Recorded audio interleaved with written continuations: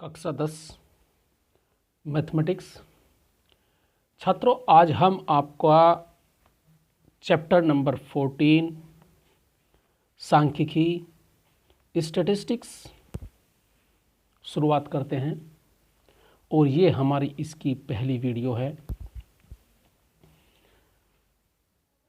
आप कक्षा 9 में थोड़ा सा इसका अध्ययन कर चुके बेसिक। हमने कक्षा 9 में माध्य, माध्यिका और बहुलिक निकालने सीखे थे। वहाँ हमारे पास जो आंकड़े थे, जो डाटा था, वो अवर्गीकृत था, अर्थात व्यक्तिगत श्रेणियाँ थी। तो जो हमारे पास डाटा होता है वो दो प्रकार का होता है। एक तरीके से हम ये मान के चलो, एक अवर्गीकृत अनग्रुप्ड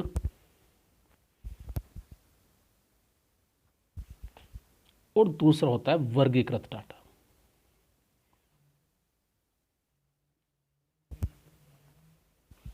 ग्रुप्ड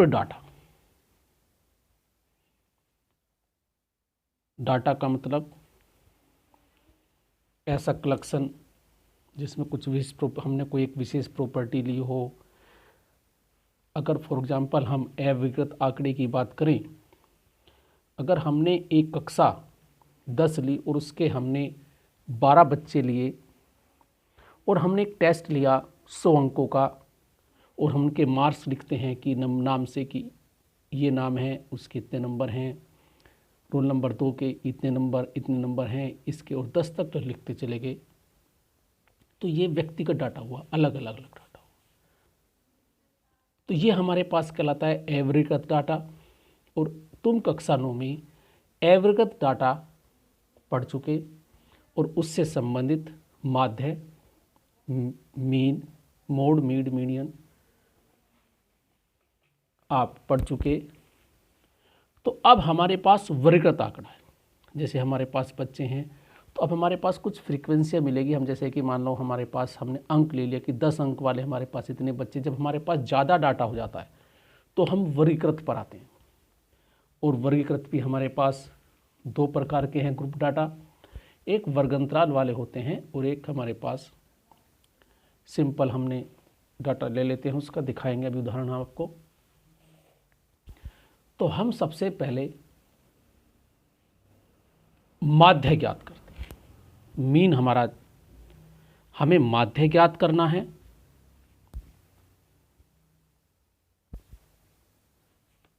मीन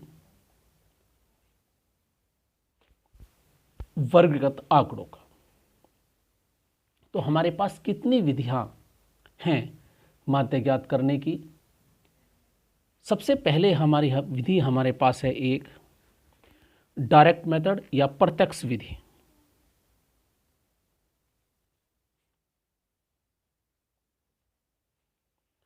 प्रत्यक्ष विधि है हमारे पास, जिसे हम डायरेक्ट मेथड बोल सकते हैं।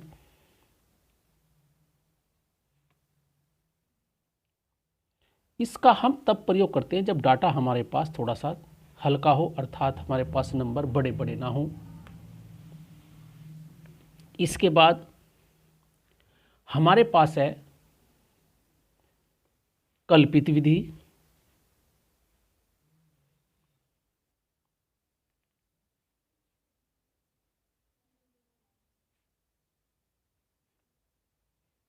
एज्यूम्ड मेथड,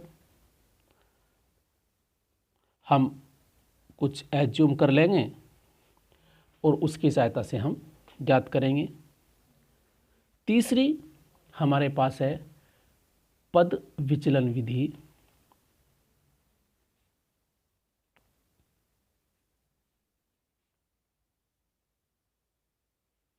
जिसे हम स्टेप डेविएशन मेथड बोलते हैं। तो ये लगभग दोनों एक हैं हमारे पास। कल्पित विधि, दोनों में ही कल्पित विधि भी कह सकते हैं, लेकिन एक कल्पित विधि है, एक पद विचलन। तो हमारे पास 3 विधियां हुई मीन ज्ञात करने की। तो छात्रों, अगर हमें कहा गया है कि आपको इस विधि से प्रश्न करना है तो आपको उस विधि से ही करना है, बाकी जो आपको उचित लगती हो उस विधि से आप प्रश्न हल कर सकते हैं।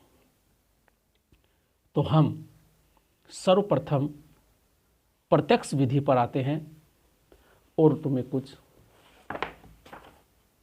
इसका फॉर्मूला भी साथ साथ कैसे करना है वो मैं सब डिटेल क्वेश्चन जब लूँगा तब बता दूंगा आपको।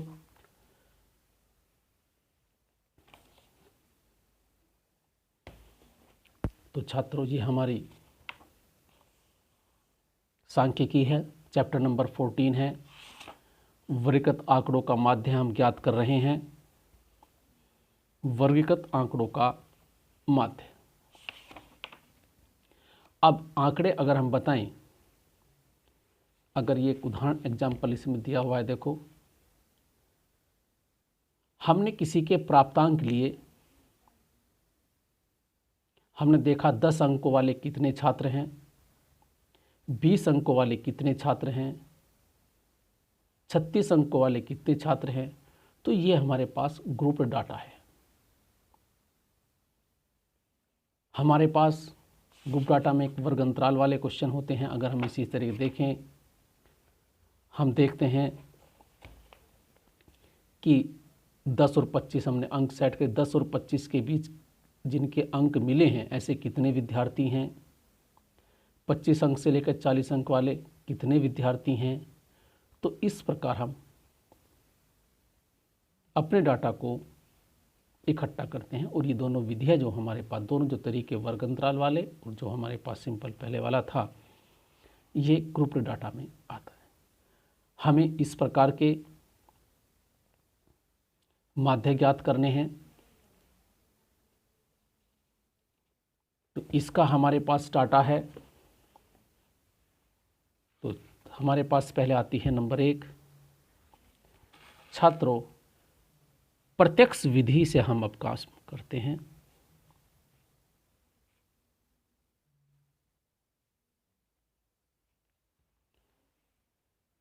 हमारे पास डाटा है, कोई x1 है, x2 है और xn है। x1 के नंबर हमारे पास f1 है, इसके f2 हैं और इसके fn। तो हमारे पास माध्य यानी कि मीन x बार होता है x1 f1 x2 f2 dot dot xn fn और जितने हमारे पास ये आंकड़ों की संख्या है बटे n। तो इसे हम लिख सकते हैं x बार समेसन, ये नोटेशन योग का होता है, अर्थात योग करना है xi fi, यहाँ i वेरी 1 to n है और आंकड़ों की संख्या n है। तो थोड़ा सा समेसन को यदि हम थोड़ा सा और शॉर्टकट करते तो सिंपल हम इस फॉर्मूले को याद करते हैं, sigma fi xi upon n। यह अंडरस्टूड है, n का मतलब जो हमारे पास आंकड़े i जो होगा वो 1 से लेकर n तक जाएगा, 1 से लेकर n तक जाएगा। अब इस पर एक एग्जाम्पल आपको एक क्लियर हो जाएगा। हम करते हैं इसका क्वेश्चन अपनी प्रश्नावली का एक्सरसाइज का।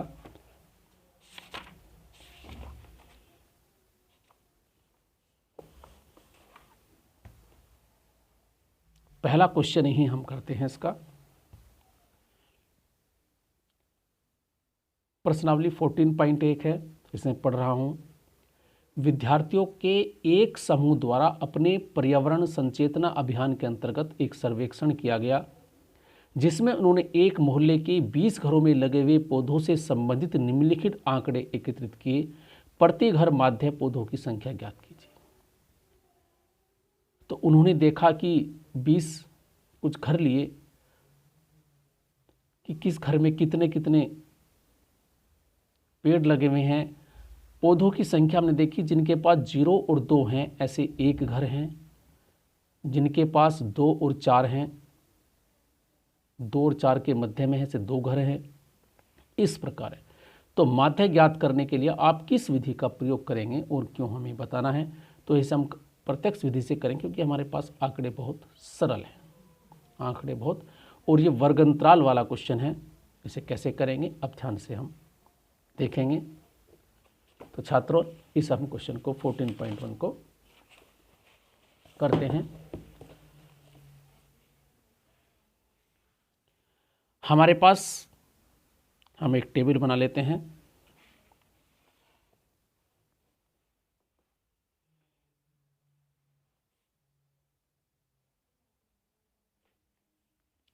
सबसे पहले हम लिखते हैं पौधों की संख्या।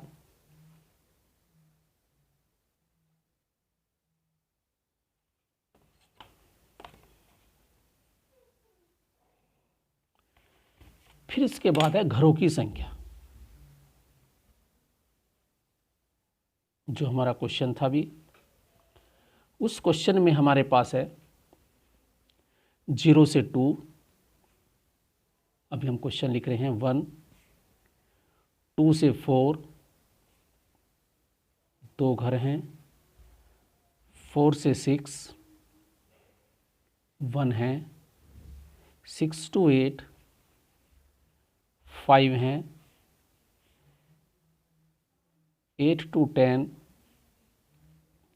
6 है, 10 to 12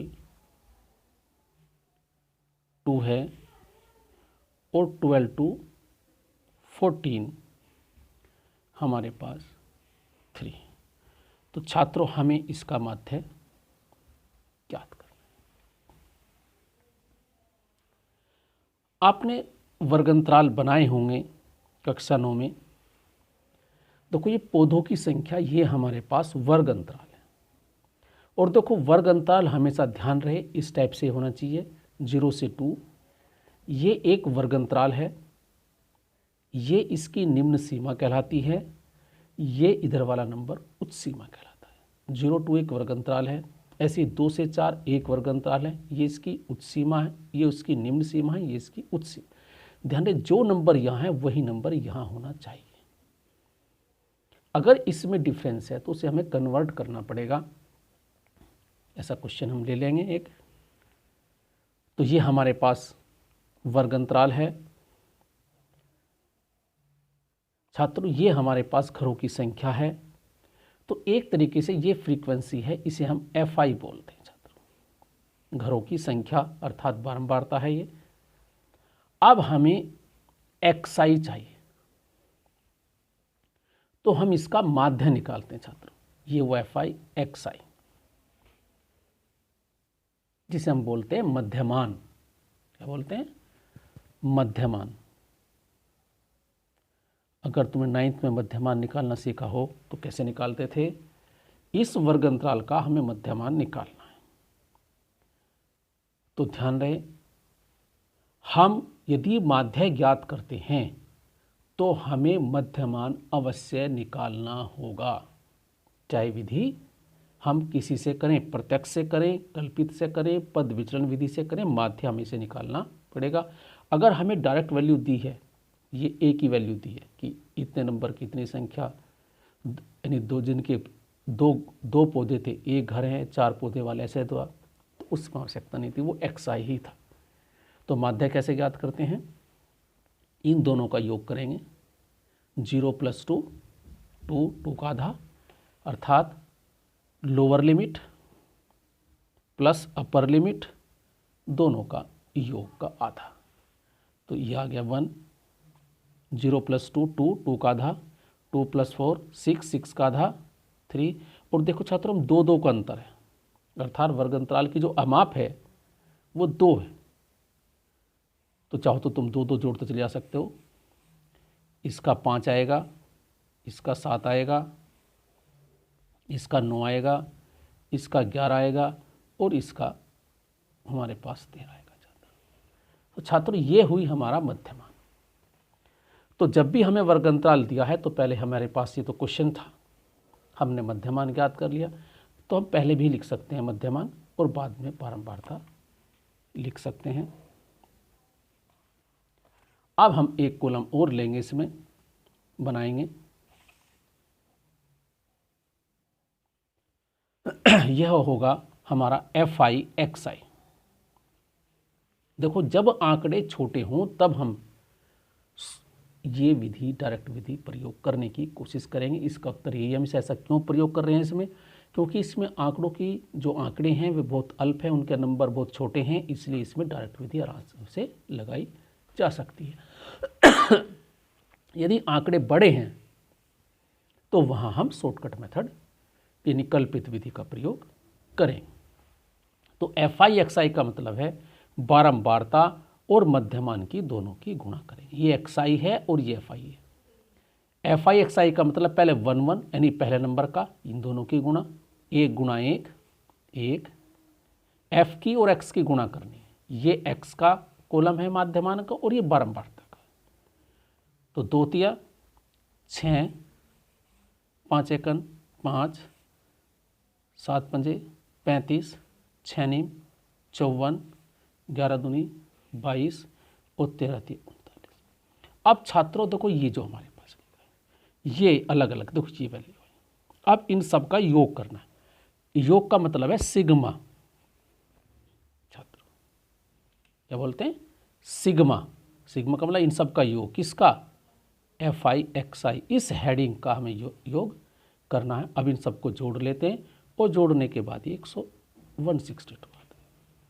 अब छात्रों n क्या है? कुल कितनी बारंबारताएं हैं? यहाँ जो n है, n का मतलब है सिग्मा FI, अर्थात सिग्मा FI, यानी इसे n कह सकते हैं या सिग्मा FI। ये FI है तो सबका योग। हमारे पास ये 20 घर थे, इन सबको जोड़ लिया हमने 20। तो हमारे पास माध्य पौधों की संख्या जो होगी, अर्थात जो इसका माध्य निकाल लेंगे हम, माध्य पौधों की जो संख्या है, फॉर्मूला है, इसे हम x बार लिखेंगे। तो फॉर्मूला है सिग्मा FI/XI अपॉन n या सिग्मा FI, इसे n भी बोलते हैं।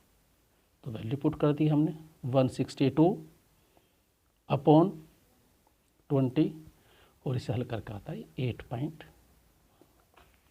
तो छात्रों ये हुआ इसका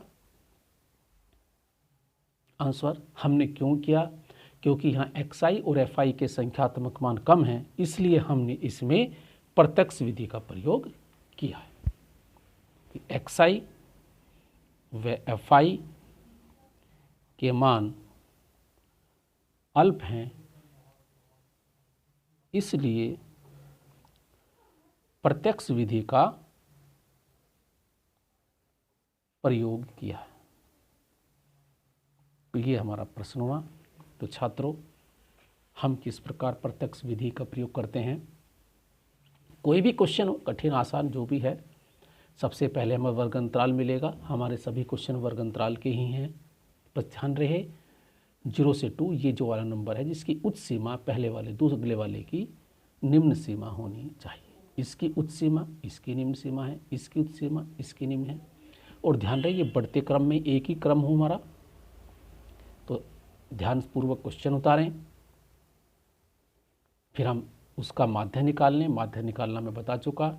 इन दोनों के योग का आधा जो वर्ग माप है वो जोड़ते चले जाएं, या तो फिर इन दोनों की गुणा कर दें क्रोस्पोंडिंग, इन सब का योग कर दें, बारंबारताओं का योग कर दें और इसको इससे भाग दे दें, तो ये हमारा माध्य आ जाता है। तो इस वीडियो को ध्यान से देखें। अगली वीडियो में हम अन्य 2 विधियों का प्रश्न करेंगे। Thank you.